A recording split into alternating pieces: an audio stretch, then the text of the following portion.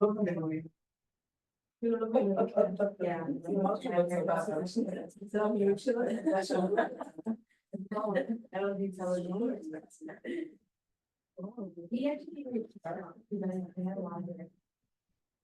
then I also get to come back and get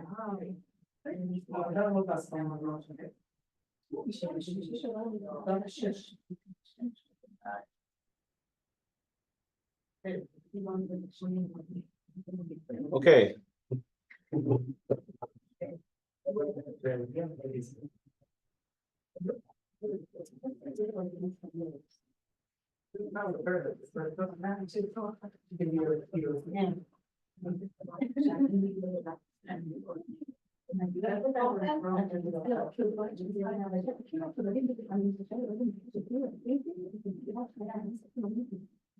So,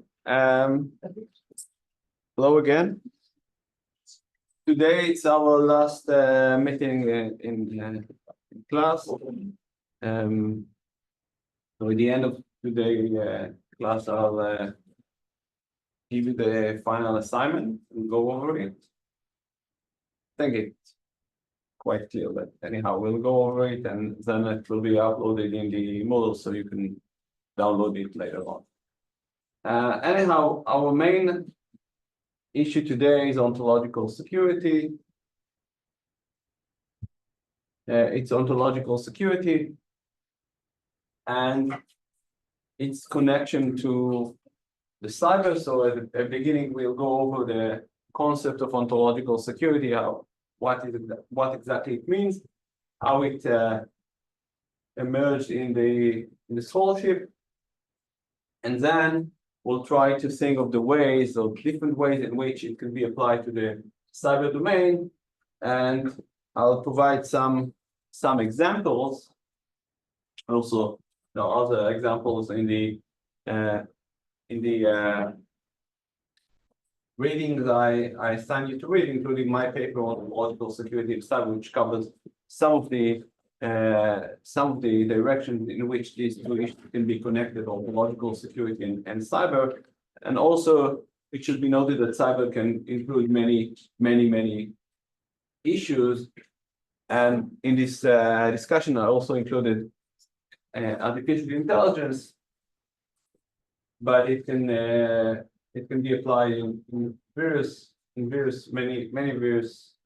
ways. At the end, I will also exemplify some of these ideas with a short scene from Skyfall, James Bond, Skyfall, which, in my view, clearly represent some of the elements of ontological security, because it is a movie about the place of James Bond in the digital age. And James Bond is known for all these devices he's using, all these gadgets, but the damage that can be caused through cyber technology is much more is much bigger than the damage that can be caused with the gadgets that James Bond is playing with. And this, I think, some of these aspects are discussed in this movie. So let me start with the concept of ontological security. So I'll have some slides on the theory itself before we get into the subject. So first, ontological security is the security of the self.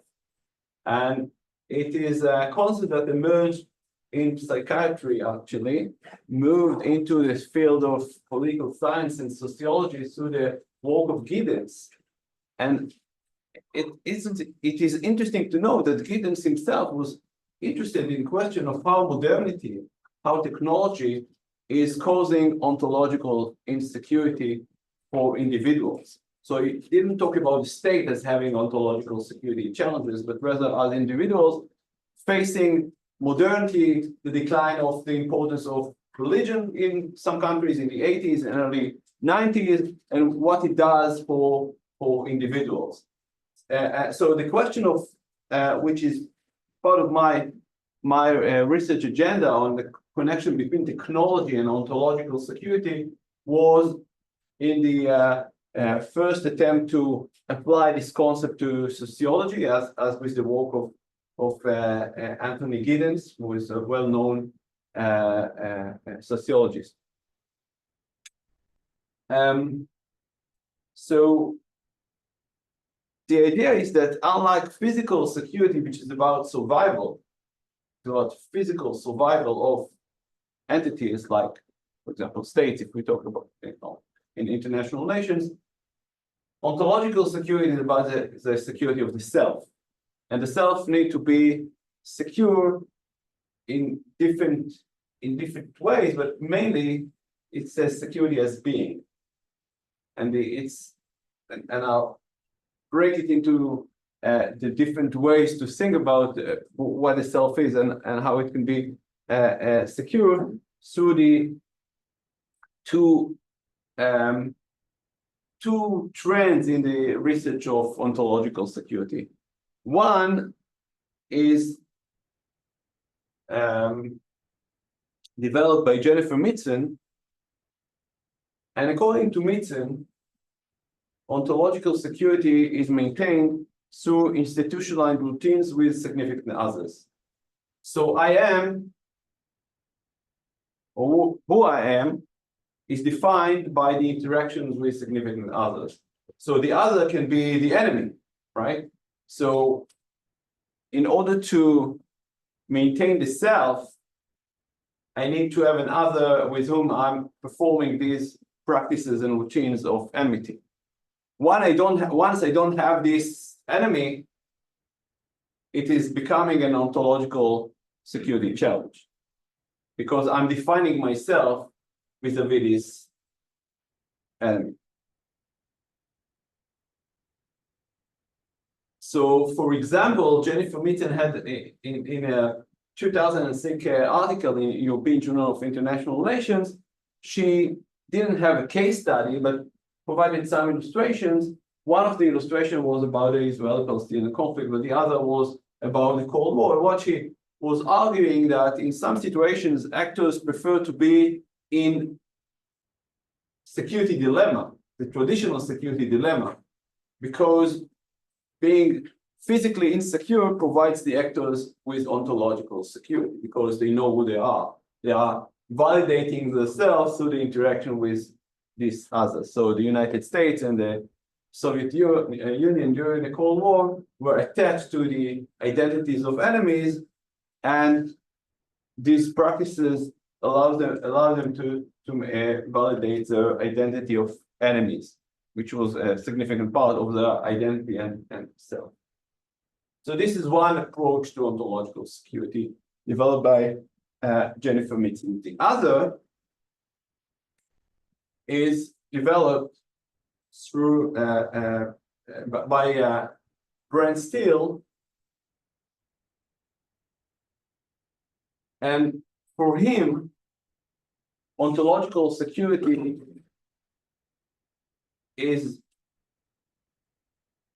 has to do with the ability to hold a coherent narrative of who I am. So, for example, you can think of that in the context of individuals, but also in the context of state. So the state has a kind of narrative, kind of story it tells about who are we. And once there is a clash between what we think of ourselves and how we behave, this can cause an ontological insecurity. So these are the two main ways in which scholarship of ontological security was developed in the, yes. You want to be the second one to say? Yes, I'll exemplify these too, but I just for the purpose of presenting the argument. So for Steele, ontological security is about the narrative that actors tell. So actors have a story of who they are. For example, Israel is a story of who are we, right? It tells, for example, in the Jewish ceremonies, right? That the Agadah of Passover, for example, it's a story of who we are and how we came here, right? But there are many stories that constitute the self. And once there is a gap or a clash between the story we tell about ourselves and our behavior, or alternative identities that may clash with this narrative, it may cause ontological insecurity. It's very abstract. I'll exemplify this with a clear example, but just for putting these arguments on the.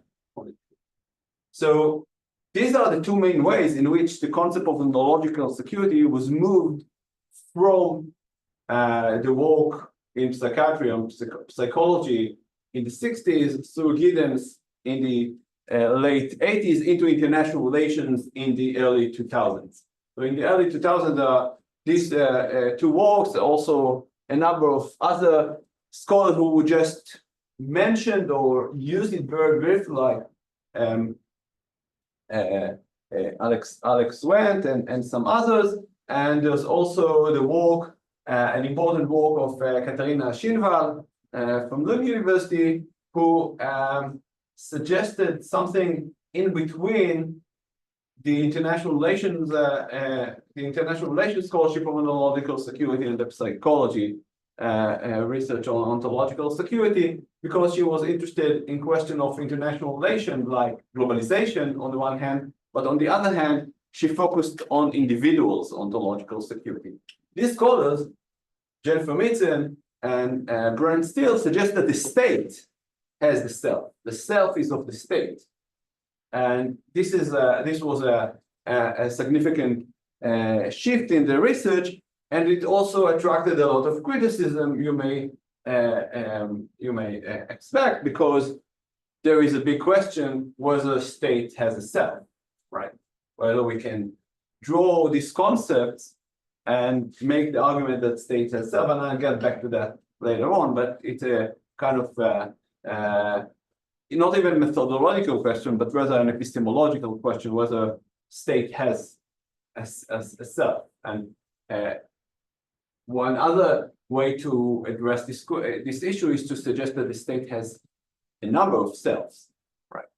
They different communities within the state has different self and different views of what the state self is. That is more relevant to democracies, I think, where there's someone like Xi or Putin. I think perhaps Yes, the state self is more identified with the individual of the leader. Well, even if in non-democratic states we can have different kind of self in cases we have different social groups or different ethnic groups in the state, and we have this kind of like think of Soviet Union, right? Soviet Union. So Jennifer Mitzen may make the argument that there was a Soviet self of that defined itself vis-a-vis the United States as the enemy, and this is one of the ways to connect all the communities within the Soviet Union, and external enemy is a good way to a good practice maybe to connect the people and have a solidarity and so on. But you can make the argument that in the Soviet Union there were many ethnic communities that have different views of who they are. And some of them view themselves as Soviets, but some of them view themselves as the minority they are. Armenia, like Kazakhstan, or in other regions in the Soviet Union. Then they sort of rebelled to try to make their own identity. Yes, of course. So I mean, this is the question. I mean, this is an extreme example, but in think of Israel. I can suggest one narrative or covering narrative of the Israeli self, but it can be challenged by different groups or different individuals who would suggest that this is not Israel itself. That's what I meant. In democracies, it's more complicated. Yes, but it's not necessarily because it is. For example, think of the United States. Okay, or on the one hand, like this is a democracy, and they have different kind of cell, but I don't think that different cells in the United States is necessarily something that is related to the democracy, but rather to maybe ethnic cleavages or racial cleavages and so on. So it can be different individual can tell a different story about the state, and I think my first article on ontological security was about Israel, about the clashing identity between among Israeli Jewish identity and the Israeli democratic identity and the territories. So the idea is that ontological security provide actors with stable identities which functions to provide order, predictability, and certainty. So we need to be in control. We need to know who we are all the time. It's a very uncomfortable feeling to be ontologically insecure. I'll get later back to that and develop it, but it is related to some unpleasant emotions such as anxiety. So anxiety is the feeling, for example, that you may experience in a situation of ontological insecurity. So you want to avoid being ontologically insecure as individuals, and that's the extent of the theory. States also don't want to be ontologically insecure. But ontological security provides predictability, provides order, so you are in control, you know who you are, you know the world, you understand the world in such kind of situations.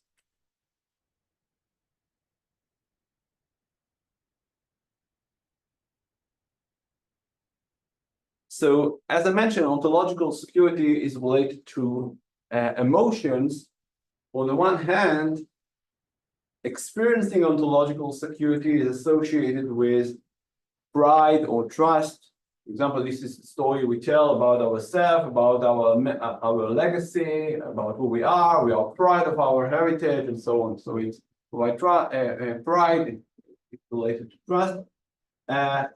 But ontological insecurity is associated with anxiety and shame, and maybe also nostalgia. I'll give a kind of covering example that will connect all these aspects that I'm mentioning now. And lastly, and it's also important, it wasn't as much developed in the literature of ontological security. Scholars are coming back to that in recent years, but a question of home as part of ontological security. So the home is the place that you can be yourself, and this is a kind of a hint about the rest of the class, because home is something that can be discussed in details when we think about ontological security in cyber, because the question was, what is the state home in the cyber domain? But we'll get back to that later on. But the idea is that the home is the place you can be yourself. You are free from external surveillance. You can practice your real identity, your real self. And this is the advantage of having a home. So when you don't have a home for different reasons, it's kind of not only maybe physical insecurity, but also ontological challenge. What is the Hebrew phrase for ontological? There's no such. No, and there's no word. Dictionary said, and this is why I'm asking the question. I'm saying the dictionary said the ontological is ontology. In philosophy of science, there are two main buzzwords. One is epistemology, is how we know about reality, and ontology is what there is to know. Okay, so ontologia is the theory of the yesh. But there's no words for that. I recently published a paper in Hebrew about ontological security, and it went over extensive editorial review, and nobody suggested to revise the word ontological security. Stay like It's Hebrew. It's ontological security. Can you put it on Moodle The paper? Yes, it's free online. It's under your name? It's yes, I think it's in the המרחב הציבורי, the journal of the school. So it's so it went over editor language review, and they didn't offer any alternative to this. And also the same issue with securitization. There's also no word for securitization in Hebrew. So this is kind of but by the way, there is a word. If you check in the dictionary, securitization, you get the result of iguach. Iguach. Iguach is what you raise money. From Agas? Yes. This is because it's also Yeah. financial. yes, the financial term. So I get some works in which students bother to translate for me the word, and I get iguach in the exam or in the assignment, and it's kind of I mean, first I didn't understand why they are mentioning this term in the, and then I realized that if you checked it in the dictionary, you get you get this term, but of course there's no sense in iguach in the context of ontological security. But sorry, talk about securitization. Okay, so before we get to cyber, I want to exemplify these ideas, and I can take an example from my work, and I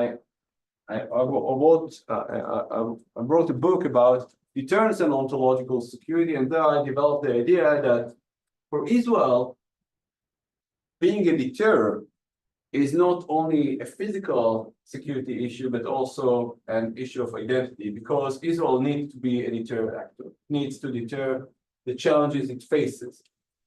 So once Israel cannot succeed, is unsuccessful in deterring attacks like the attack of Hezbollah, I wrote about the 2006 war, but it also clearly applies to what we are saying today. It is not only about physical insecurity, but also ontological insecurity. And there are two elements, if we go back to that, which I promised to elaborate on it,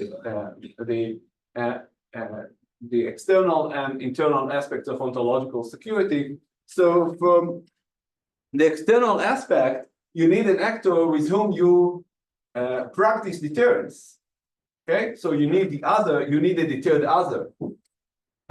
Once the other is not acting as a deterred actor, it is a challenge to the routines you want to establish with this other, the routines of deterrence, and you cannot have these routines which challenge the self.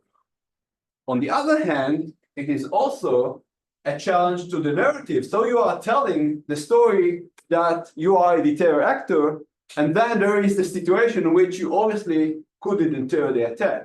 And this is, of course, works unfortunately very, very well with what happened in October 7th, but it also relates to the case of 2006, where Israel is telling the story that it is a deterrent actor, and then there is a clash between the story Israel tells itself and others, of course, and the situation, because obviously July 2006 was an example of deterrence failure. So if you are a deterrent actor, you need to fix the situation. And what was my argument in the book is that many of the practices Israel issued were not aiming to address the physical insecurity, but also to address the ontological insecurity, to be able to retell again the story that we are a deterrent actor. And this was part of the ways Israel acted in 2006, and also in the continuing round with Hamas, that we are re-established deterrence again and over again in 2006, in 2009, in 2012, in 2015, and so forth and so on. But ontological security is not the story that we tell to ourselves, Yes, unlike deterrence, this is the story that we tell to the opponent. yes, so this is my take on deterrence. This is exactly the point. My argument is that when we look on when we look on the practices of deterrence, on the strategy of deterrence from the point of view of ontological security, the question or the main question is why we're practicing this strategy, why we are doing it, why we are doing it in this way. And the answer is that it relates to ontological security. It relates to the view of the identity of what Israelis need to have, what Israel, it goes back So to you said that ontological security is part of our deterrence. It's related to two things.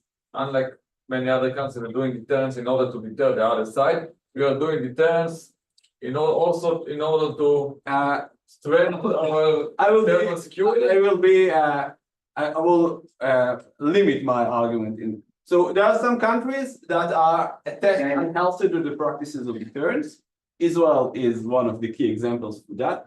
There are other countries that are states that you can argue that also are also attached to the practices of deterrence, like the United States. And I also had a chapter on the United States and the war in Iraq after 9/11. And interestingly, in the war after 9/11, there was ontological security because you cannot deter Al-Qaeda. Unlike the Soviet Union, which you could deter, and there are numerous editorials and articles in the American newspaper after 9/11 that we cannot deter, that we fail to deter, which is not necessarily correct because it is not clear that the United States tried to deter Al-Qaeda at all. But that we cannot deter Al-Qaeda and we failed to deter Al-Qaeda. And how we missed the period of the Cold War in which we had the Soviets and we deterred them and they deterred us, and it was a wonderful war. But if you look into to what people saw during the Cold War about nuclear deterrence, it was horrible. People were terrified that they would die from nuclear exchange. It wasn't such beautiful time, But at least you have institutional routines with someone. yes, exactly. You have it, and you could also tell the story that we are deterring them, and it's also. I mean, I didn't get into that in this. I do get into the details of what exactly being a deterrent provide you as an actor, like in the Cold War.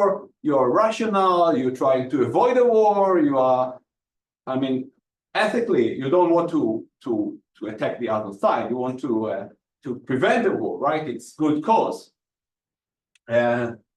So it's something that has been institutionalized during the Cold War, and then once it was institutionalized, the practices of deterrence were institutionalized. It became part of the identity of the ontological security needs of the United States. They need to deter, and once they have a situation in which they cannot deter, it's becoming a challenge to the self. But on the other hand, take for example Spain. After the terror attack in Spain in 2005, and there the response to the attack was completely different because there was some politician in Spain trying to make the argument that we need to be strong against terrorism, we need to show our resolve and so on, but they were kicked out.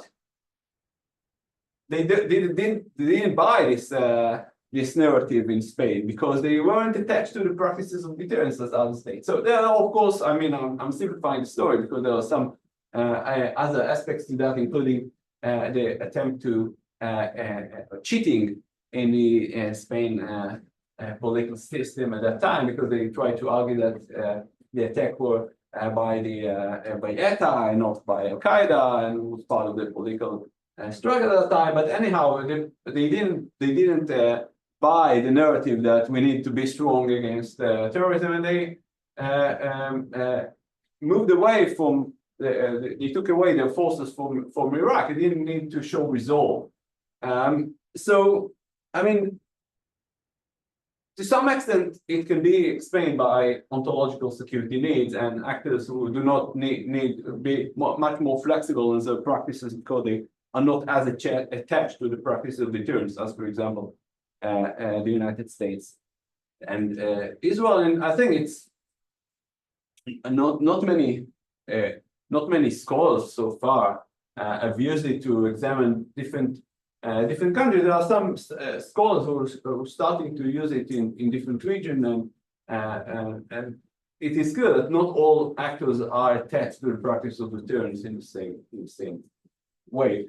And of course, it also alludes to the point that deterrence is a social practice, and therefore it also relates to culture, politics, and many other aspects that scholars during the Cold War who studied deterrence ignored, and they overlooked these aspects of deterrence. They are assumed that deterrence is a strategy between rational actors, and we know that this is not exactly the case, not even during the Cold War, because it is not only a pure rational strategy. So anyhow, my point is that the practices of deterrence clearly demonstrate both the external aspect of ontological security, that you need to have a deterred other, that deterrence is based on routinizing relation with significant others on one hand, but also it is about the narrative, that you need to have a coherent narrative about yourself. And I mean, I'm not inventing this argument, but it's also clear that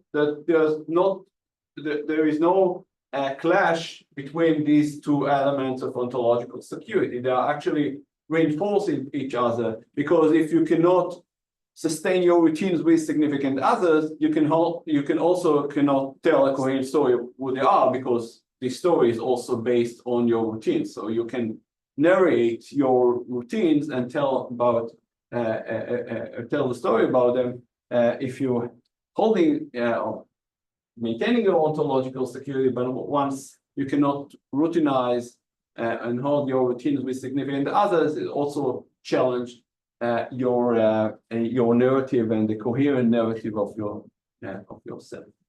Lastly, I promised to say a few words about the question of whether, or the challenge, the epistemological challenge of talking about ontological security of states, right? Because it's kind of a concept that is related to individuals and not to aggregate actors such as states. So it overlaps with the discussion or arguments about the ability to talk about identity of states, which is quite similar, but also emotion of states, and also an emerging research agenda in international relations in the last decades or so, even more, suggesting that states have emotions. And there is again, epistemological question whether states have emotions, or it is individuals, many individuals are feeling the same. And it's of course, states do not have emotions, because emotion is something physical that happens in the body, right? You can measure it physically in different ways. Of course, you can observe people, and young children are educated to identify the emotions of other individuals. And they are reading a book and say he is upset, he is angry, and we learn this emotion. But the fact that many individuals are triggered by something that causes them simultaneously to feel the same is something that goes beyond the emotions of individuals, right? For example, how people felt in Israel after October 7th, right? Many people felt the same. So there is something above the individuals. There is something of collective that, I mean, you could talk about collective emotions. In a similar way, there is a kind of a meta-narrative which allow you to talk about the identity of states or the ontological security needs of states. Not all scholars will be, not all people will be persuaded by this argument, but Mitzen, for example, in a paper from 2006, tries to make the argument or to defend the argument that we can extend the concept of ontological security from the individual to the state. And one of her argument, which is which actually interesting but also funny, is that she says that everybody does it, right? The realists also talk about the state as an actor, despite the fact that the state is not an actor in terms of the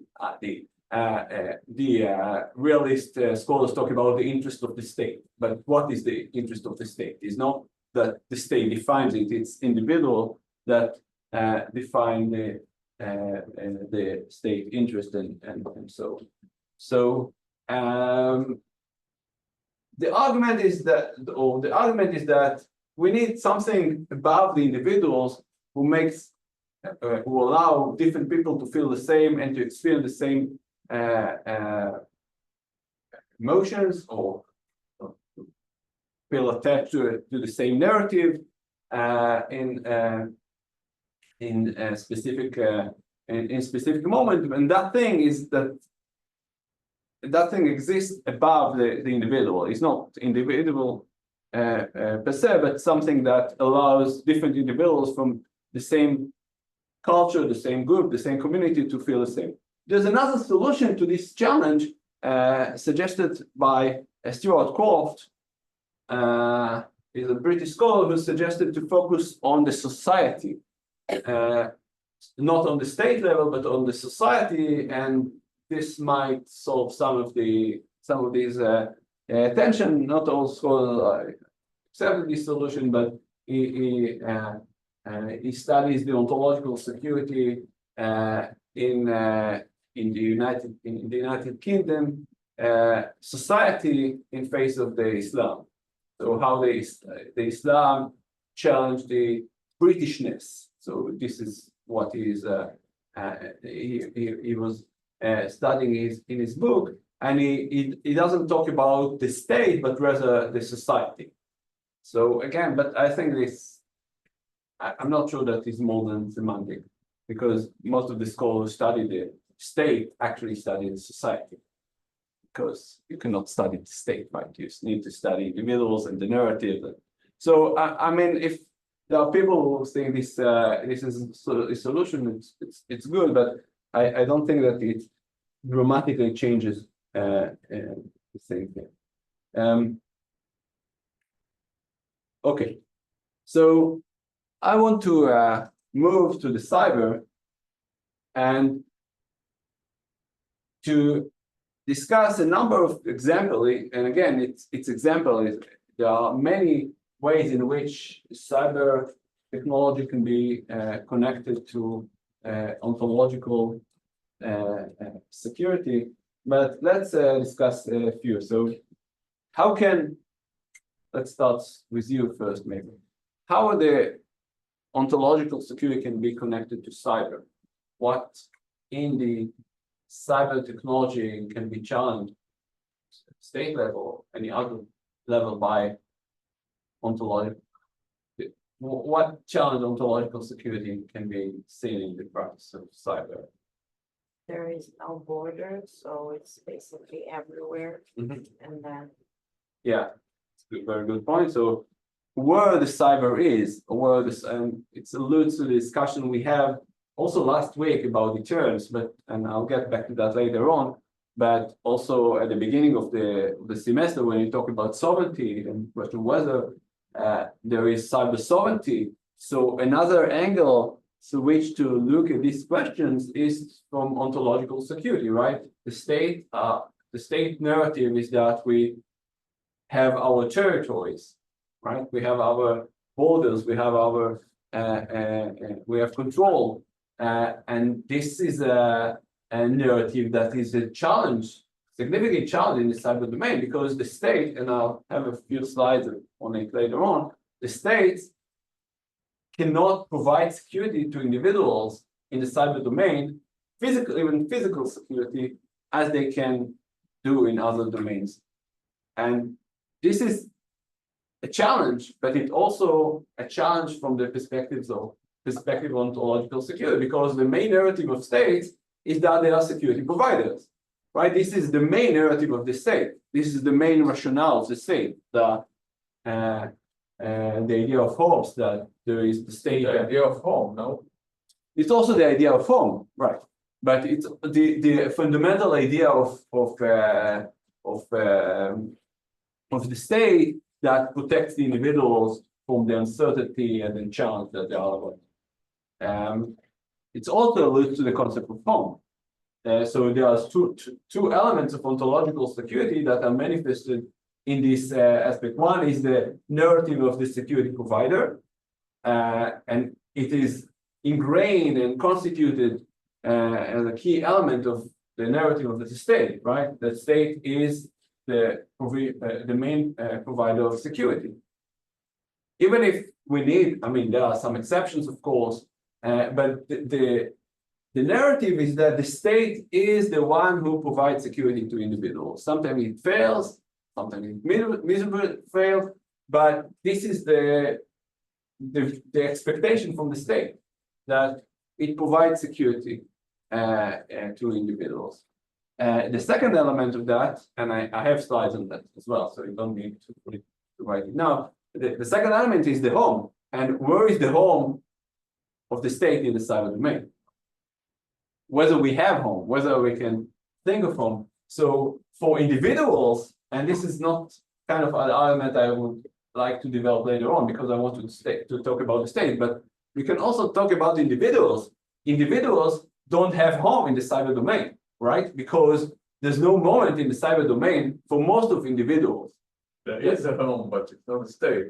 Like Google can be a home. No, but I mean the home. Facebook, it's a home. Yes, but in the sense of a place free of external surveillance, you don't have really a home.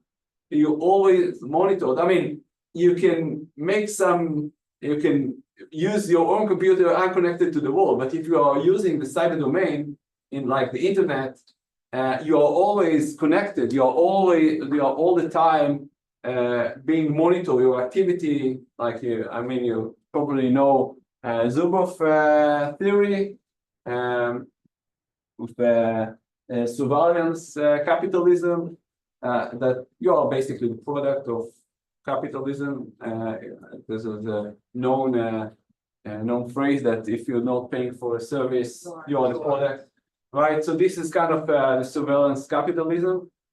So people make money from your for the invasion of your to your privacy. So you basically don't have home in the sense that you can be yourself. And there are interesting experiments that show that Google's,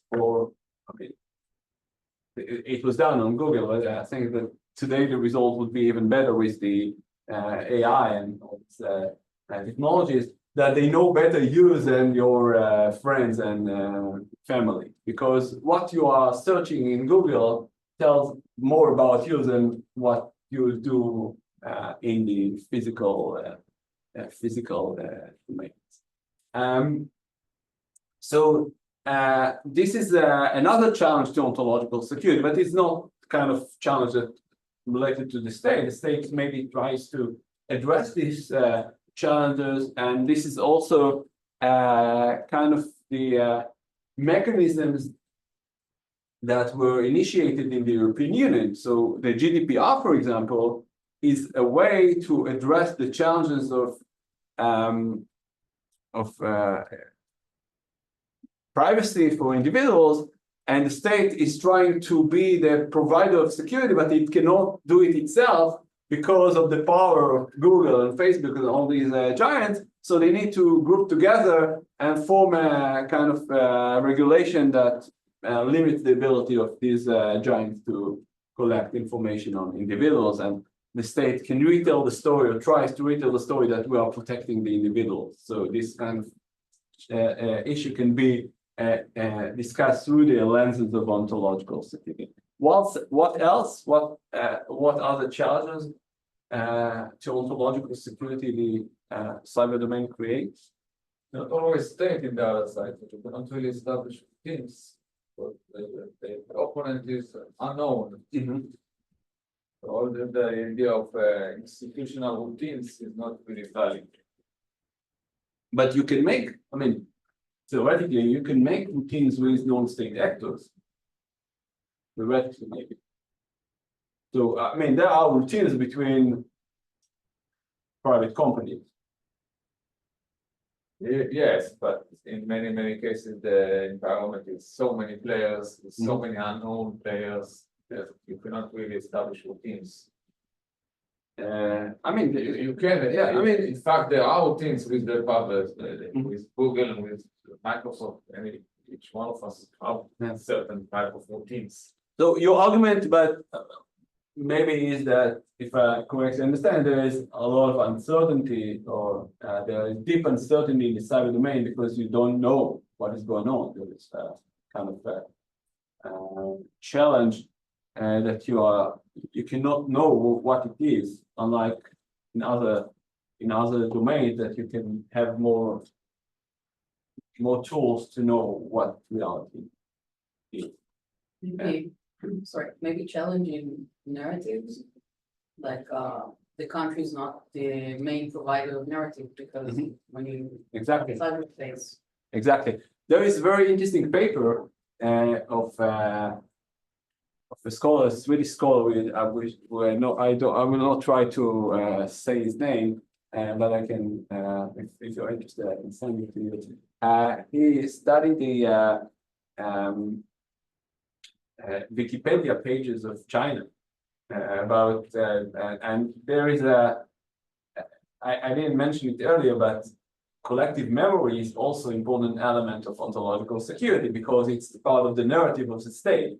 So the past is a key issue in the context of ontological security. We want to protect our past, right? We want to continue to tell how good we are all the time.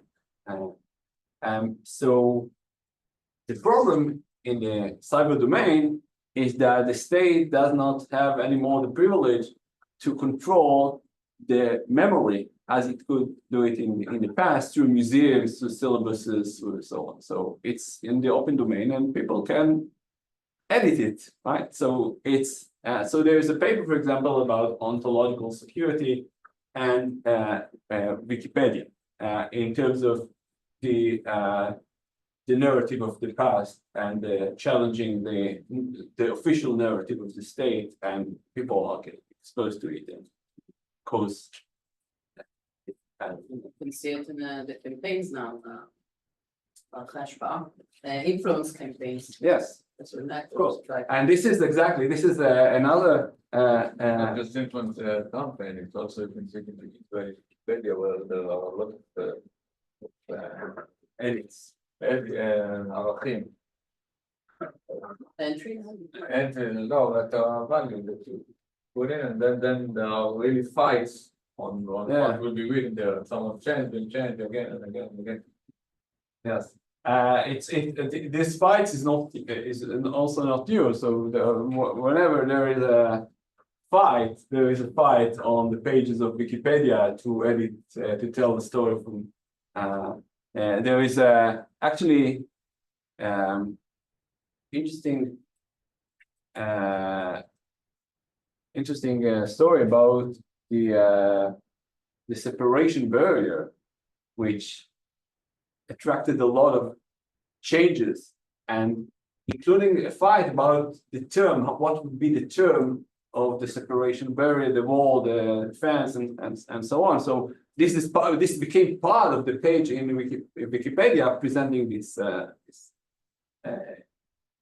term. So cyber is a platform to distribute information, and of course, as you mentioned, influence campaigns and so on.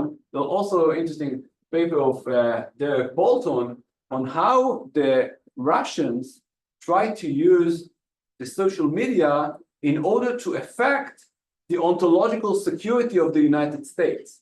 So usually when scholars write about ontological security, they are studying the challenges, how something causes a challenge. Here, it's an example of how states intentionally use the idea of ontological security. Of course, they are not sitting in the Kremlin and thinking of how we will do ontological security warfare, but they are doing it in a similar way, theoretically, and using the social media in order to challenge the American society by creating or emphasizing cleavages in the society, and thus create an ontological security. Where are we in the United States? Of course, it relates to the democracy of the United States. It works much worse in non-democratic states. This kind of campaigns, but we see it in many democracies now that are targeted by external actors, external governments maybe, in order to challenge their identity and their ontological security. We also saw it, for example, in the Brexit. There are a lot of attempts to influence the public opinion in the United Kingdom through these operations. Another way to think of these issues is through different level of analysis. We usually don't think it at that level of analysis when we talk about study international relations. We have it's good for the summer of the course, right? We have the level of individuals, we have the level of state, and we have the global or the international the system and the level of the system. We usually don't think or don't talk at the level of humanity as a level of concept to think of in international relations, but we can use it when we study artificial intelligence and what it would do to the narrative of humanity. I mentioned it at the end of last week class. What will be the narrative? So currently the narrative of humanity is that we are the most advanced species on Earth, right? This is the story we tell for centuries, that we control. We have the right to control Earth because we are the main creature. We are the most advanced species on Earth. But once we have the generative AI, not the generative AI we have today, like in a decade or 2 decades or maybe 3 decades, I don't know, sometimes in the future, we wouldn't be able to tell the story anymore because we will not be the most advanced species on Earth. We would be defeated maybe by the power of these. We will be the creators of the Yes, this is another. Actually, this is another way to think of this issue or problem. I was on a panel as an audience on a panel of artificial intelligence and international relations, and one of the discussants said there are different scenarios for what will happen in the future about the AI. Maybe the AI will think of as the gods because we created them, and they will, I don't know, pray for us. I don't know, but they can also think of us as the creators and as we are the gods or something like that. It's possible, we don't know, but another scenario is that the humanity itself, regardless what the AI thinks about, what's the AI? Because there are many algorithms maybe. So regardless what the AI thinks of humanity, the question of what humanity thinks of itself, and whether we can coherently tell the story that we are the most advanced creatures, even if the AI thinks we are gods. We are not necessarily the gods of everyone else. So, I mean, this kind of question. Sorry, this can be seen as an sorry, I'm going to a philosophical. Of course, it's an extension of humanity, meaning like when you combine biological aspects and robotic aspects, and like Neuralink when you put implants in the brain and things like that. it's an extension and next stage of evolution of humanity, like we can have a new narrative, right? Humanity. Right, of course. So the singularity and all this kind of stuff, of course. And then it's maybe not humanity anymore. Yeah, this is something new, and they would be the most advanced creatures on Earth, not humanity. So I mean, it can be continue progress and and actually if we think of international relations and humanity as a level of analysis, we can also think in similar ways about not UFOs necessarily, but kind of advanced creatures from outer space coming. I mean, we are not necessarily the most advanced creatures in the universe, maybe, but also it enhances this kind of situation that there always are, like not necessarily invasion, but when we need to think of ourselves as humans vis-a-vis, I mean, this constitutes the identity of humans once we need to confront an external actor. In contrast. Yes, we are, as I mentioned earlier, that it routines with significant others and significant others. I mean, I'm not trying to make the argument that there is something out there. There is somebody out there, but in case there is an example of the constitution of identities vis-a-vis other and what we are, and it changes. So we can be the family, we can be the individuals, we can be the city, can be the self, but it can also be the state or even I mean, Europe is also the self to many individuals in Europe who are thinking of them in the context of, I mean, we are Europeans. Maybe for some of them it's more important than the national identity they have. So for some, the most important identity they have is the local kind of the regions in which they grew up, and then the second is the Europeanness, and the third is the state. But different people have different ways to prioritize the different kinds of identities. And as we mentioned earlier, the state narrative and home is also can be also challenged by cyber technologies.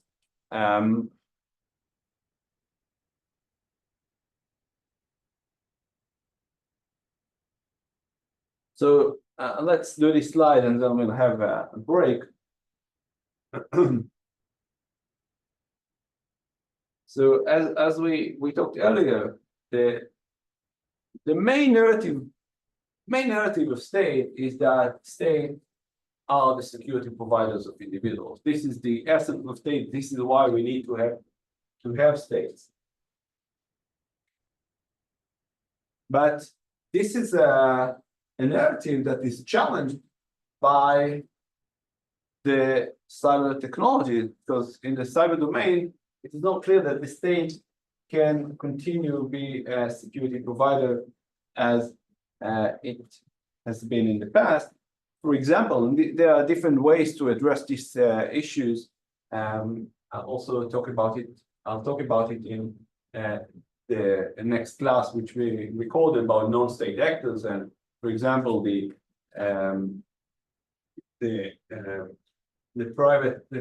privatization of security. But it's also a question of ontological security, because the state is the one who should be responsible for security. But the best advice can be given to people to be protecting the cyber domain is purchase a good firewall, right? The state will not protect you. So you can make the argument, which is a valid argument, that you also don't leave your door open at home, right? You have the police.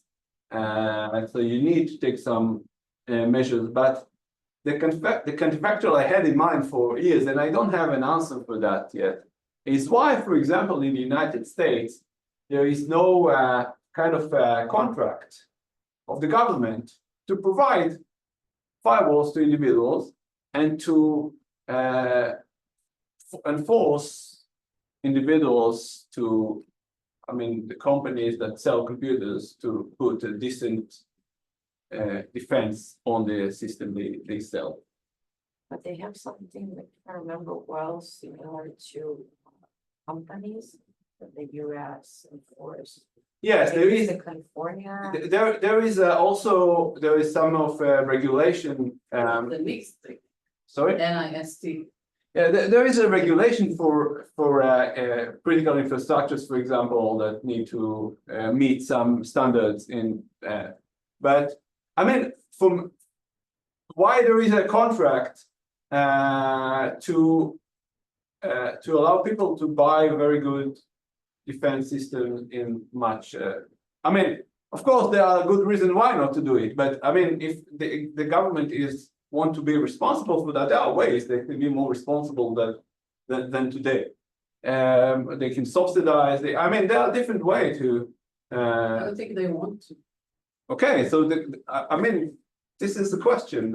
I think this is a research question in my view, from not from the perspective of ontological security, because the state is traditionally a security provider, and in cases it cannot be the one who provides the security, it takes measure to provide kind of security. For example, I mean, I don't say that necessarily the state do it well, but they are in the sense of what is the narrative and what is expected from the state. This is what we're expecting from the state to do, even if the police is not functioning, and if the let's say it in English, the itot konenut,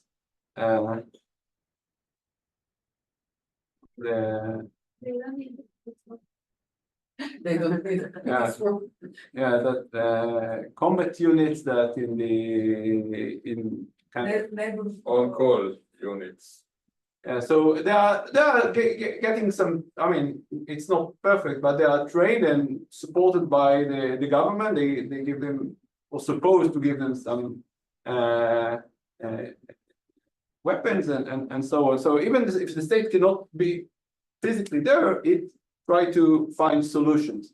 This is the narrative of the state. Again, I'm not saying that they're doing it good or that these are the best solutions, but rather these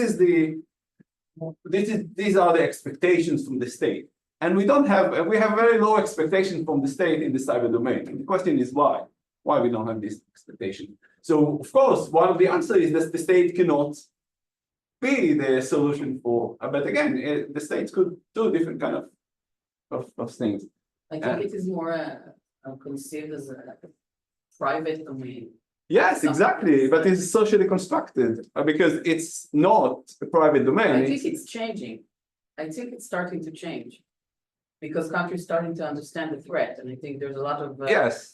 For example, take the AI. There's a totally different response there, unlike cybersecurity, classic Yeah. cybersecurity. That's the true. countries like waited to Yeah. Create norms and things like that. Yeah, that's standardization. And with AI, you see like that. Yeah, that's true. But on the other hand, who sits in the boards of developing the regulations is the kind of the actors that are needed to be regulated. So I mean, there are some. I agree that there are some changes, and the example I mentioned earlier, the GDPR, is also an example of states trying to struggle and limit the power of these actors. So there are challenges to sovereignty and the monopoly on the use of force, because non-state actors are sometimes the best actors to provide security. But it's also eroding the constitutive element of the state actors as the security provider. This is the narrative, or the traditional narrative of state of being a security provider, and this is not a narrative that can be easily maintained in the cyber domain. And this is an example for this exact argument from the Department of State, for example.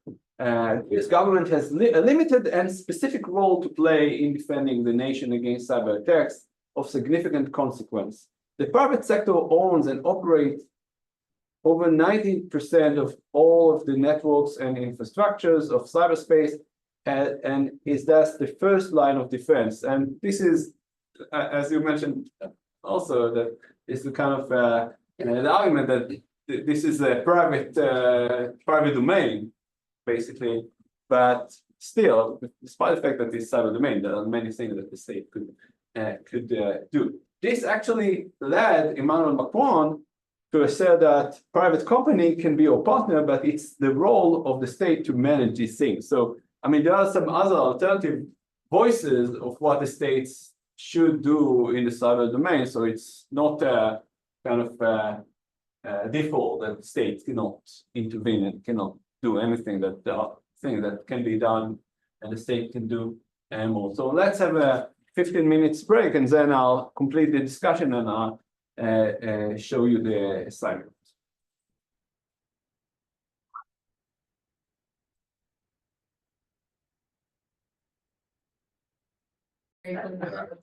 I will. Okay, so Let's continue. just copy it like that.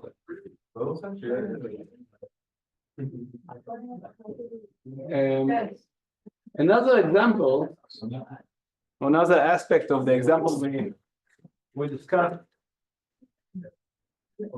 is about home. And as we mentioned in the previous part of the class, home is closely related to the question of sovereignty. Home is kind of a concept that is very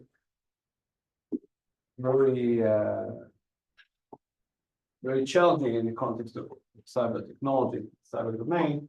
What exactly is the home? Whether we can think of in terms of home or homes when we talk about the cyber domain, but it's not only kind of theoretical exercises to think of home and ontological security and sovereignty. This is one of the ways to think of the practices of deterrence, which we discussed last week.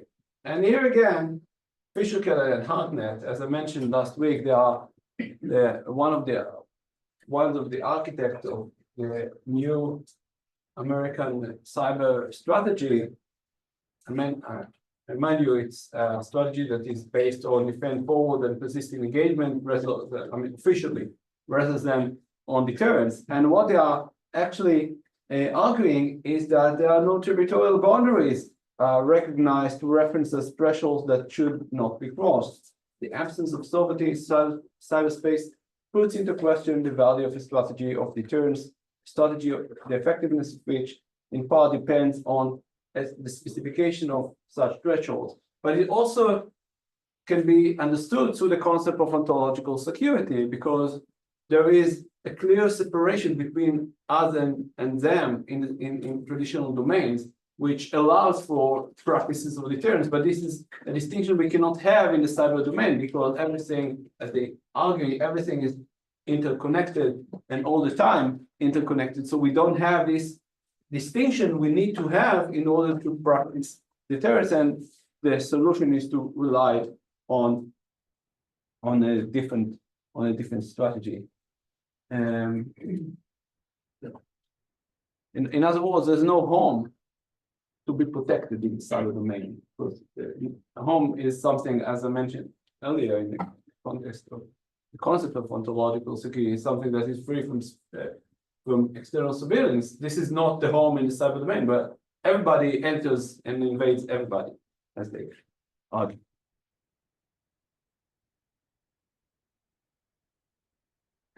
So again, this can be connected also to the narrative, because deterrence is a practice that states rely on in order to defend themselves, and the inability to practice or successful practice deterrence is also something that can be related to ontological security and the narrative of the security provider and the narratives and identities of the deterrent actors, as we talked earlier.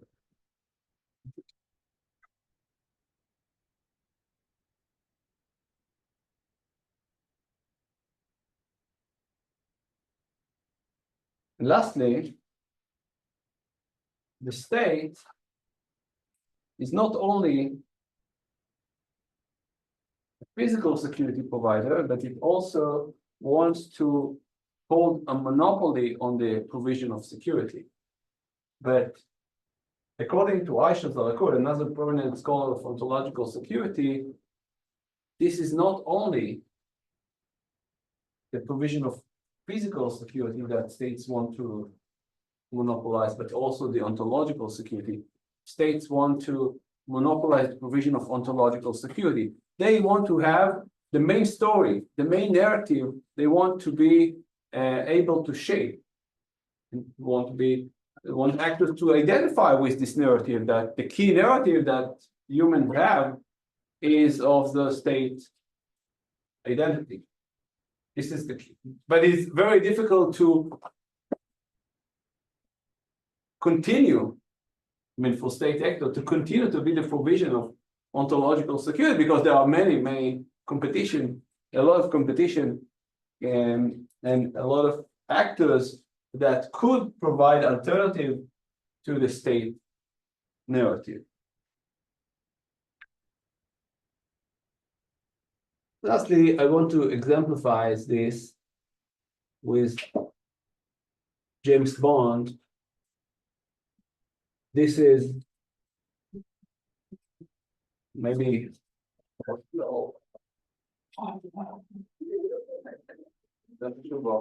yes, and white.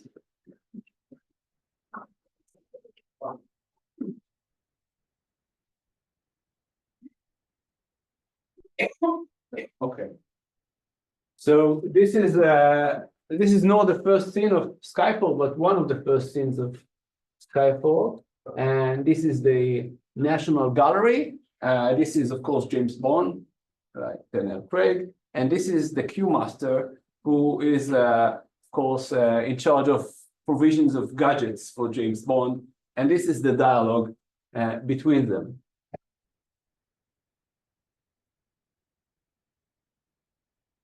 Melancholy. Grand old warship being ignominiously hauled away to scrap. Inevitability of time, anything. What do you see? A very good ship. Easily. 007. I'm your new quartermaster. You must be joking. Why? Because I'm wearing an outcoat. Because you still have spots. Action is hardly relevant. Your competence is. Age is no guarantee of efficiency. And youth is no guarantee of innovation. I'll hazard I can do more damage on my laptop sitting in my pajamas before my first cup of Earl Grey than you can do in a year in the field. Oh, so what do you need me? Every now and then a trigger has to be pulled. Or not pulled. It's hard to know which in your pajamas. You. How about home?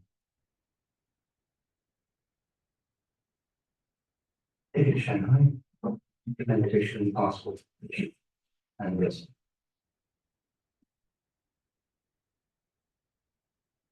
The PPKS 9mm short. There's a microdermal sensor in the grip. Encoded to your palm print so only you can find. Less of a random killing machine, more of a personal statement. Yes. Standing issue radio transmitter. Activated and it broadcasts to your location. Distress signals. And that's it.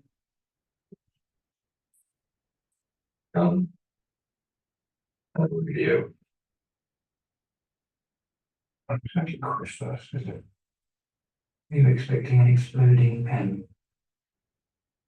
We don't really go into that anymore.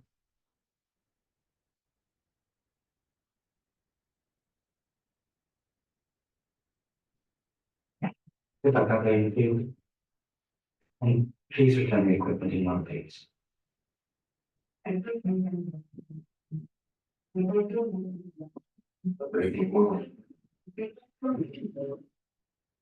Yes.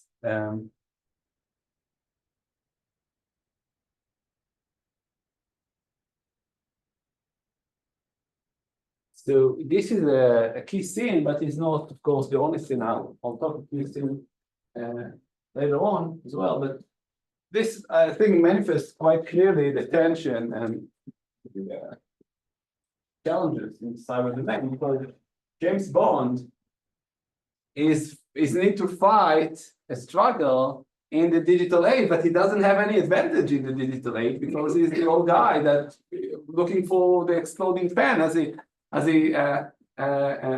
Q master is suggesting, but they don't do it anymore, right? You don't need to do the exploding pen of James Bond, as there is a lot of things that you can do through the digital technologies and the internet and so on. So this is part of a project. A paper I'm co-authoring with Galia Press Barnatown from the Hebrew University about ontological security, popular culture, and cyber.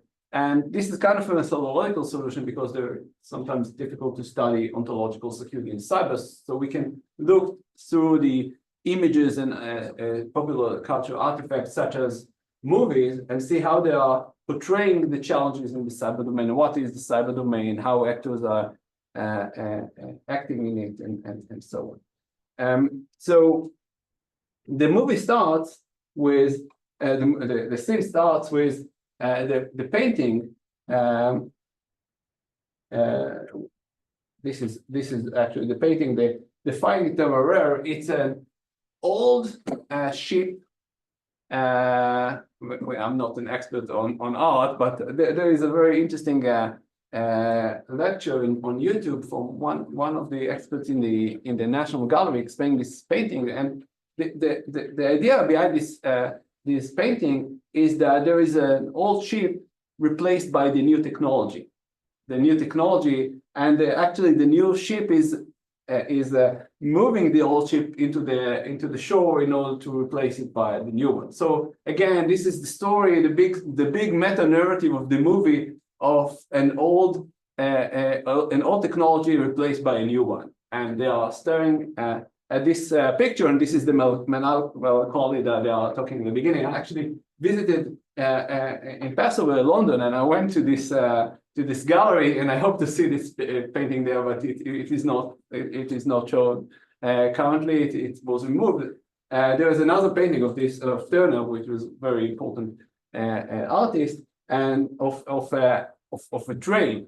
Again, technology is a very prominent theme in his works, but this is kind of covering at the beginning of the movie. It's kind of framing the issue of the movie of an old technology replaced by a new technology, and it's alluded to the place of James Bond in the new era of digital technology, and as they mentioned, the Q Master mentions, we don't really go for that anymore. We don't do it. We don't do the exploding pens anymore.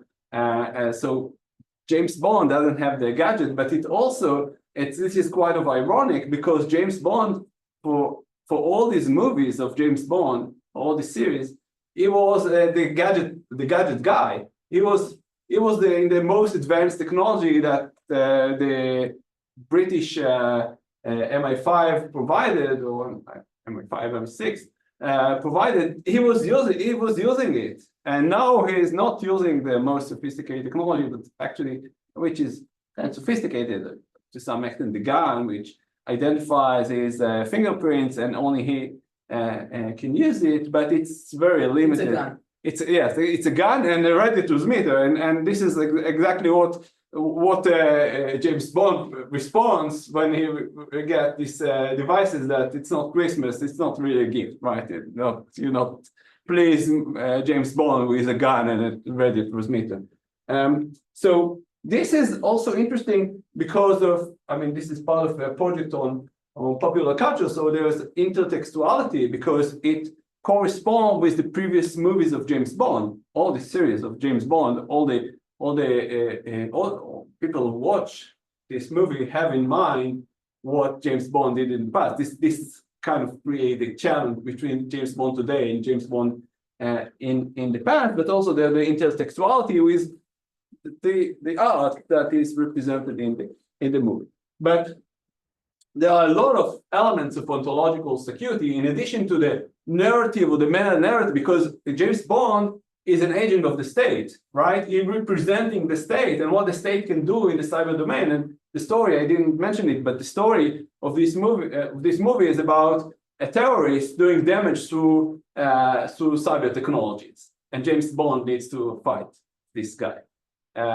So what else in the movie is two things. In addition to the meta narrative and the narrative of the state as a security provider and the limited ability of the state to provide security, there's also the question of home and nostalgia.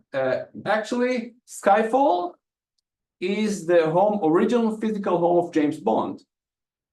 And the movie is literally a journey to the past, to his home, and they taking this Aston Martin, the old Aston Martin, who the people who watched previous James Bond movies acknowledge, because this is the actual car that they used in previous movies of James Bond. And it takes this car because it is not sophisticated in terms of technology. It is not connected to the cyber domain, so it cannot be traced. So it can take the head of the MI5, and they are going back to Skyfall, and they cannot be detected because they are disconnected from the internet. So they're taking the old car and going to Skyfall, which is an old house, old castle where James Bond grew up, but is not connected to the internet. So it's an advantage for James Bond, because the way he can fight, or better fight, is in a place there is no internet. There's no advantage to this kind of technology. So on the one hand, it's about nostalgia to the old days of James Bond. There were no internet and so on. But it's also nostalgia for James Bond himself, going back to his family home, and there's a lot of issues that with that home for him. So this is examples of how it's prominent in a lot of popular cultural texts. We just need to, ontological security, we just need to open our eyes and see that it's evident there in different ways. Lastly, before the exam, I want to, I don't know if I have time. I'll say maybe more things later on, because I want to make sure that we have time for presenting the assignment, which I'll talk about soon. But I want to say a few words about a key issues that I discussed during the semester one. Is maybe the key question of whether international relations theories are applicable to the cyber domain. Whether we can use the theories that were developed in the 50s, in the 60s, in the 70s, and of course, even those in the 80s, the 90s, and the 2000s are applicable to the cyber domain. Whether we can draw from them important insights to better understand what is going on in the cyber domain. And there are a few basic options. One is that they are obsolete. We cannot use the theories to understand anything in the cyber domain. Cyber domain created so much changes that they are irrelevant anymore. On the opposite side, we can think that maybe they are good enough. Maybe they cannot capture everything, but they are good enough. They provide us with basic understandings of international relations, mainly because the human brain, the human mind, it didn't change. And we still need to take this into account when we are thinking of international relations. And in between, we can think of some modifications that need to be done. So it's not that the theory is perfect, but we can make some adjustment, and then the series will work quite well. And we can exemplify this. For example, if we think of deterrence and the cyber domain, right? So it is very difficult to practice cyber deterrence, but this is exactly what the theories of deterrence would suggest about cyber deterrence. So it's not a problem with the theories. It's maybe a practical challenge, but it's not a challenge with the theory of cyber deterrence, but rather with the practices of cyber deterrence. So we can still use this theory, for example, the theories of international regimes. International regimes are very difficult to form in the cyber domain, but again, this could be drawn from the theories of international regimes, referring to the conditions under which they emerge. And we can clearly apply these theories and show why it is difficult to establish international regimes in the cyber domain. Also, if we acknowledge, for example, the states are still important actors in international relations, as the new realist scholars suggest, we can continue think that we can explore international relations through these lenses.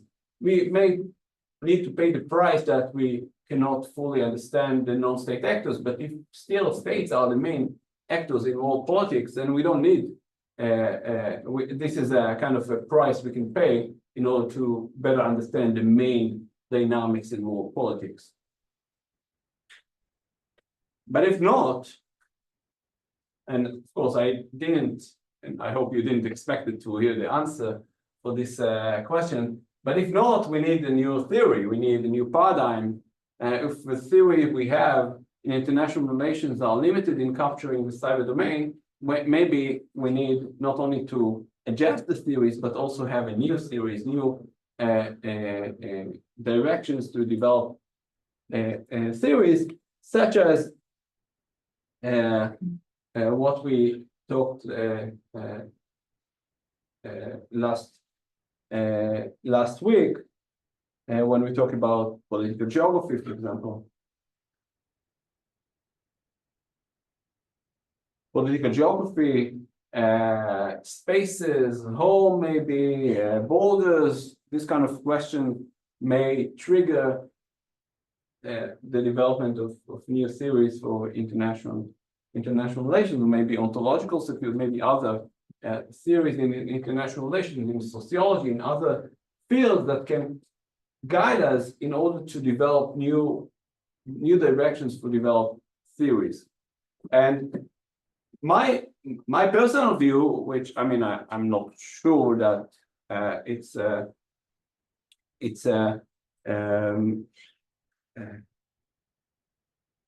everyone will agree, is that international relations theory do some good job in some areas, in some field, but we basically need to better develop the theory, and we actually need a number of things. One, we need a theory that will be able to capture all the actors in world politics, states actors, but also non-state actors, which are becoming prominent actors in international relations and world politics. This is one challenge. And the second challenge is a theory that is able to connect between the cyber domain and the kinetic domain, because there's no point in having a theory only of the cyber domain. It's not that international relations is happening in the cyber domain. A good example for that is all the discussion of digital diplomacy. A better concept is not digital diplomacy, is diplomacy in the digital age. Because part of it is digital diplomacy, but there's a lot of other things that are not necessarily digital diplomacy per se, but needed to be taken into account when you do digital diplomacy or diplomacy in our days. So of course, you need to learn digital diplomacy. This is a very important issue. I as the chair of the program on MA program in diplomacy have managed to have a course on digital diplomacy, but it cannot be reduced to digital diplomacy alone. There are a lot of other things that can be or need to be understood when we talk about diplomacy in the digital age. So a theory or a paradigm need to be able to bridge this gap, to take into account both the digital and the cyber, but also the kinetic domains, as well. Okay, I'll stop here. Any questions before I? Okay, so I uploaded during the break the assignment into the Moodle, but I have it here as well, so you can watch it. In this screen. So this is the assignment. Let's first go over the main the general instructions.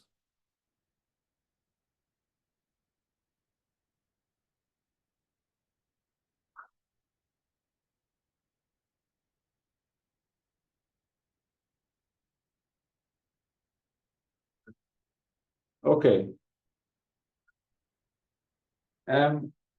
So the extent of the assignment is about 10 pages. This is, 9 pages is okay. Don't exceed, 10 and a half is also okay, but don't exceed the 10 page limit. And I'm mentioning all these technicalities because there are various ways in which I received papers in the past, including like 8 point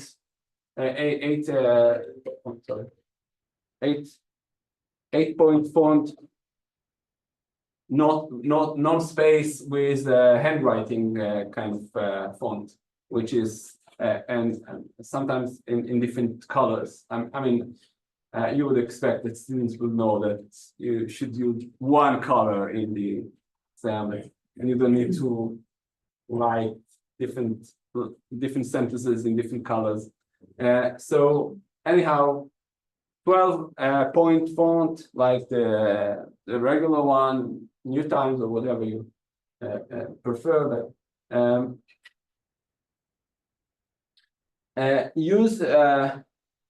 rely on the course materials. This is the point of departure for your answer. Of course, because it's not an exam, it's a paper you need to write. So I'm expecting that you will develop some ideas and integrate into it additional works. But I'm not necessarily expecting theoretical notions, but rather empirical studies that you will integrate into the work. But I'm also happy with integrating theoretical arguments as long as you make sure that you cover all the relevant. I'm not expecting you to use all the class materials, but I'm expecting that you use all the relevant materials from class in the assignment. You need to, of course, it's a paper, so you need to write it as a paper, including the references. So I think the best way is to use the modern system, in which you provide the author, the year, and the page number. But if you want to use other systems of citation, you are welcome to do it, as long as you provide all the necessary information. So if you refer to a specific argument, I'm expecting to see a page number in the reference. If you are providing a general review and you're not referring to a specific argument on a specific page, you are able to refer to the item in general. Like, for example, if you are referring to works on the importance of power in world politics, you can refer to Mearsheimer, 2001, and Waltz, 1978, without specifying the page numbers. But if you are making a specific argument, you need to refer to the page number on which you found this argument. And the good answer, the good a good paper will integrate the materials from the class, from the lectures, and of course from the reading you will need to do for writing this paper. The deadline is determined by the university, which is August 4th. Okay, so any question about the technicalities of? Yeah. Yes. Up to 10 pages and not less than. I didn't determine it, but around 10 pages. So I mean, 9 pages is okay. I'm not determining it because it's depend on the content. So some people can write it very effectively in 8.5 pages. So it'd be okay. And some will not be able to write it in 10 pages. If So you write it effectively in 1 page, then you are good. Font 2, no spacing at all. Spacing and margins is their guidelines. for the Guidelines for- space With the double, it's double. So it's one line in between. It's called a double space. and the margins in the side. I mean, I don't want to determine the margins, but it should be, as I like to say that the fact that I don't have a space to write the comments doesn't mean that I don't have comments on there. Okay. So it will be more convenient to have a space to write the comments. Should it be in English or can it be in It can be in Hebrew. For those of you who want to write in Hebrew, it can be in Hebrew as long as you adhere to the other. I mean, I'm happy to get receive papers in Hebrew or in English. These are the only language I'm speaking other languages, but I cannot read papers in those languages. So it's unfortunately only these 2 languages. This is kind of an exercise. It's kind of making an argument, but I am guiding you through it through sub questions. So the first is the main argument that scholars debate whether cooperation is feasible in international relations. Do you think cyber technology have eased international cooperation or made it more difficult? This is the main argument you need to address in your paper. And I open to any kind of argument. I mean, you can argue that it did make international cooperation more, increase the international cooperation or made it harder. I mean, I'm not expecting to find, I mean, I have my own thoughts in this regard, but I mean, you do not need to satisfy my expectations in this regard, as long as you establish well your argument, you are free to go with any of these directions. So there is 4 guiding questions that will help you to make this argument, because I could give you this kind of argument, deal with this, and I mean it could also work to some extent that this is the argument you need. You need to write an assignment. This is the assignment. Write it down. I'm trying to help you in structuring it in a way that will help you to integrate the theoretical part of the paper and also to guide you about my expectation about the length of each part. So the first part will be a kind of theoretical part that doesn't necessarily require you to elaborate on the cyber domain and go over the materials that we discussed during the semester and think how they can be used to develop a theoretical argument about international cooperation. What are the challenges of international cooperation from different perspectives, and what are the incentives for cooperation? What are the limitations of challenges for cooperation in international relations in general, based on the theoretical argument that you were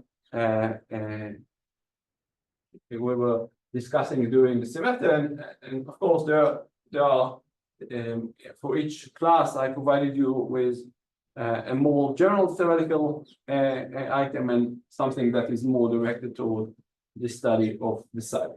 So this is the first part. The second is asking you to apply this argument to the cyber domain. So the theoretical notions about the feasibility of cooperation or the challenges is something that you need to apply to the cyber, and this part can also be mainly theoretical. So you can use the theoretical argument. I will not provide examples for how you can do it, but it can be based on theoretical argument, but you can also provide general examples of how cooperation is feasible or not, or what makes cooperation harder. But the main part of the assignment is an empirical case study. Based on these theoretical notions, I expect you to take a case study. A case study can be a case of cooperation. And this can be a specific example of cooperation. And an example can be a failed attempt of cooperation. If you want to make, for example, the argument that cooperation is hard in the cyber domain, or is maybe hard as in the other domains, you can make, you can illustrate it and use a case of a challenge for cooperation. And I want you to do two things in this part. Unlike the other parts, in this I have a guiding ideas. One is briefly present the case. It's purely empirical. Just present what are you talking about. I mean, it's not. I'm not expecting you to take it from Wikipedia. Take it from a source that you would use in an academic writing, and then discuss the notions that you mentioned earlier in the two first parts of the assignment. Part A about the feasibility of cooperation, and part B about the cooperation in the cyber domain. All this is the platform on which you can rely when you discuss the last part, which is the validity of the argument that appeared at the beginning of the assignment, which is this one. And this is your opinion based on what you wrote on the part A, B, and C. So, I mean, it's again very, very flexible, because you can make the argument, you can try to convince me that it is harder, you can try to convince me that it is easier, whatever you want to argue, but in that of the case study you are using. So what can be drawn from this case study for the purpose of making the general argument? And again, this is the example. I mean, I'm not expecting, of course, that you would argue that the fact that I found a cooperation in the cyber domain is the proof that cooperation in the cyber domain is easier than in the other domains. Of course, I'm not expecting that this will be a very foolish argument to make. But try to think how you can use the specific argument to make some more general argument without making a ridiculous claims about international relations and international relations in cyber.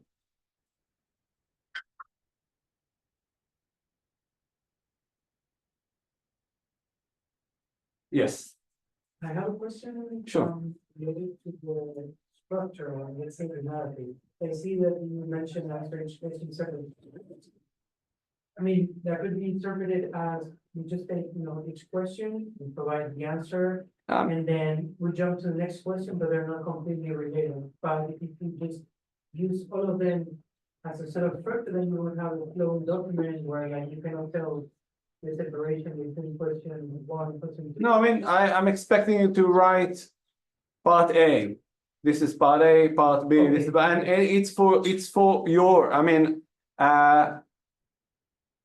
the other option is that you integrate all these sections into a paper, and I think that it will be easier for you to use this. This is how an article could be written. Like that you write an article, you have a kind of theoretical review, and then the theoretical review becomes much more narrow, more specifying to study your arguments, and then it becomes even narrower in order to discuss a specific case study. So this is kind of imitating this kind of structure. Of course, it is not a paper, a real paper, that an article, because you have only 10 pages. Even in these days when the space limit for articles in international relation journals has decreased dramatically, like almost the spaces cut into half in some of the journals, still you have much more space than I'm allowing here in this assignment. So it's also, and this is something I'm always saying for usually for students who write a seminar, but also applicable here, that writing this kind of paper, when you have a lot of things that you can integrate into the paper, it's foremost an editorial work. Right, you need to think what is the most important thing that will be part of the paper, and what are not as important that will remove from it or will remain out of the paper, and what can be you can use footnotes during the paper for things that you don't necessarily think that are critical, but they are useful and important, that still can be in the work. The deal is that you can write this footnote in a smaller font, like 10-point font, but I'm not promised to read 10. So so I mean, I might read it. 20 pages with out of them 10 in footnotes. That's exactly the point. That it's if you use the footnote, you need to smartly think what the footnote should include, because if it's an important argument and this will be in the footnote, I will write that this should be part of the text, and vice versa. If you provide a detailed discussion with about a marginal issue, I would suggest that this should be removed from the paper. And actually, there is a very common comment that I use in evaluating students' paper, that this should be removed from the. I mean, you don't need. You wasted the space to discuss this minor issue instead of developing other issues.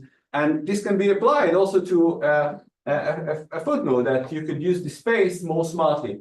So it's like real estate, right? You have a shortage of space, and you need to think what you should invest on in this limited space. So, and this is very hard, because I think it's easier to write like this paper. It will be easier to write 20 pages than write 10 pages, because you can then write anything much easier anything you have. You would be terrified, right? Would tell you that you have 20 pages to write, but actually it is not necessarily more difficult to write 10 pages, 20 pages than write 10 pages, because you need to think very carefully what you write, what remains in the text, and what should be removed from it. Question? Yes. We need to approve the case with you. Sorry? We need to approve the example. No, exactly the opposite. I mean, this is a kind of this is in the kind of the middle between an exam and a seminar, because we were asked to provide the option of writing a paper rather than an exam because of the flexibility of the dates, and this is something that the university asked us to do. So what I had in mind is that kind of middle ground between an exam and a paper. So it's a paper, but the advantage you have is that you have the space. For example, briefly present the case. So you can present why this example is an example of why this case is an example of cooperation, why this example is not an example of cooperation, is rather an example of inability to cooperate. Should we end with the list of sources, like in every? Yes, of course. Good, you mentioned it. It's I should have added. It should include a list of references you used as in an assignment. It will not be counted as part of the 10 pages because I don't want you to be punished for using more sources. But again, I receive, and sometimes even if like home exam and things like that, I receive papers which rely more heavily on papers and articles that I didn't assign you to read. And I find it very strange because I'm telling you what is the best reading that you can use for writing this assignment, and then students read the write about other papers, which of course implies that they didn't read the class materials, because if they would do it, they would use the class materials. So, I mean, even for these purposes, do use the first of all the class materials, and then if you feel you need to complement it with other arguments, theoretical arguments, of course, you can do it, but you don't. I mean, you don't necessarily need to use additional theoretical argument in addition to the theoretical argument appear on the reading list. You, of course, you are required to use additional sources for establishing the case study. This is not something that you can write out of your mind. You need to establish it empirically. And of course, I welcome, in addition to the references based on the reading list, if you want to add theoretical notions from other sources, from other courses, you are welcome to do it. And as I mentioned, I will not count it. I don't limit the amount of sources you can use in the assignment. You can use how much as sources as you wish. The deadline is August The deadline is August 4. I will open the Moodle so you could upload your assignment by August 4th to the Moodle, and then I also asked you to print a copy and put it in my box. But you don't need to do it. I mean, you cannot. There is a deadline for me to hand it back, but a few days after that, if you have a specific, and some of the students approach me and suggest that it will be abroad after the end of the after August 4th, in students who are not in Israel, I will exempt them from physically hand the assignment. But all of you are residing in Israel, please find a solution, or write me if you have a specific. I mean, you are in a Miluim or something like that, and you cannot approach the university. It's something different, but otherwise, I'm expecting also a hard copy for the exam, for the assignment.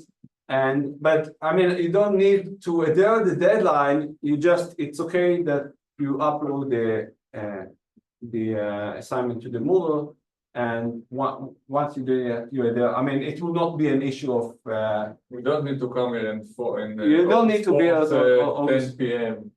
No, or something like you don't need. I mean, it's I'll keep it open until the end of August 4th. So if you end it on 11:59, don't do it, but it will still be accepted because I will define the system to be able to receive the assignment until the end of August 4th.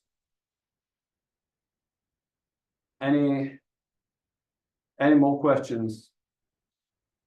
Okay, so as I mentioned a few times, next week we don't have a class because I'm attending a conference. No, next week is Shavuot. Sorry, next week is Shavuot. There's no class, and the next week I'm attending a conference abroad, so I will not be here. So I will try to meanwhile, in between, I will upload a class to the Moodle with the kind of class number 12 about non-state actors and I think privatization of security, and I'll use it also to conclude and summarize some of the main themes that we discussed during the semester, and it will probably be uploaded to the Moodle, so you can find it there, hopefully before the date of the class. So if you want to, I'm not sure I'll be able to do it before Shavuot, but not much later than that. I hope that I'll be able to upload the class, and then you'll have all the time to start working on the site. So the class that you record is basically the last class with material to the test. After that, I mean, it can be used in different ways, but it's not a specific. I mean, it's not a specific answer, but it's about non-state actors, which is I mean, you can make some argument about the question of cooperation among state and non-state actors. About, I mean, this could be relevant as well, of course, but is not the core theoretical aspect that I'm expecting in part A and part B. So, but it of course be useful, and I mean, for example, if you want to use the time, think of the main. If you want to take the time from now, and you want to wait for the last class to be uploaded, meanwhile, you can think of what are your main arguments in this regard. Whether you think that it is easier or not easier. This is first. And second, think of an example of case study you want to use. And you can start reading about this case and establish this. I mean, you can write section C, especially the first part of section C, regardless the theoretical argument. I mean, you need to have it in mind because you need to know what your theoretical argument might be. But I mean, in terms of whether it's easier or not, but in general, you can start working on it if you want. I mean, I'm not rushing you, and still you have more than 2 months for the assignment, which is it shouldn't take 2 months, of course. I mean, it can easily be done in a week or so. I mean, week already defined, yes, a week in which some of the days are in which you work, or some a few 2 weekends also should be enough. If you read the materials and you know the materials, the reading materials of the course. If not, I mean, I said that it will be recommended to read the materials during the semester, and it will save you the time, I guess. To some the legal, where is your office? There is a box near in the 5th floor. In this building, yes. You can ask in the secretary, but anyhow, I have a box with my name, and you can put it. You put in the box, yes. If there is a specific problem and you don't find a box, I mean, we can find it. But there is a box with my name, and it should, as far as I know, it's also in English. The name appears in Hebrew and English. I may not miss that, but you also need a physical paper copy apart from the one. Yes. I said that during the deadline, it's okay to upload your assignment to the Moodle. I mean, this by this you adhere to the deadline requirements of August 4th. But I will not. I cannot read, and the Moodle is horrible with giving comments, and it's really horrible. And I cannot use it, and I hand printing all the papers. So I mean, it's very uncomfortable system to start printing all the papers. So I'll do it for those of you who will not be in Israel. I print myself and read it, or read it online, some in one way or another. But through the models, it's very difficult to provide the comments and to grade the papers.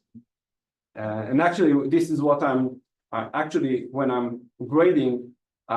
In order to make it fair, because usually the papers I'm grading at the beginning, the grades are lower than what I Then we found out should wait. because because then I adjusting my expectations to what the students are writing. So in order to make it fair, I have a pile of the assignment, and then I go over all the paper and make sure that I decrease the same amount of points for similar. So I want to make sure that, and it's much easier to do it when I have the paper printed than to do it with files that I cannot arrange in any reasonable order. Okay, so good luck. I don't know if have a nice summer, because I don't know if you have a summer break, and even if these days are very difficult anyhow, but I hope you enjoy the class, and good luck for you all. Thank you very much. Thank you.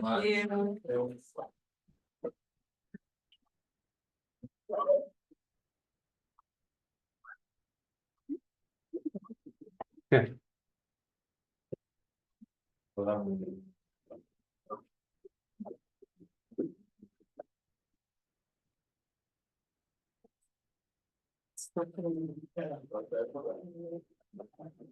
בדיוק בשביל איך הנושא שדיברנו עליו היום.